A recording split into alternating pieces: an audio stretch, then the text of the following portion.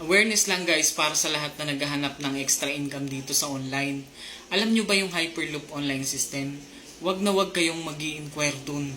Wag kayong mag-inquire kung ayaw nyo ng legit na sistema na makakatulong sa inyo para kumita kayo dito sa social media, lalong-lalo na sa Facebook at sa TikTok. Wag kayong mag-inquire kung ayaw nyo ng flexible time and schedule at your comfort of your home kahit na nakapambahay ka lang. Huwag kayong mag-inquire kung ayaw nyo ng mga green flag at hindi toxic na tao na tutulong sa inyo para kumita ka dito.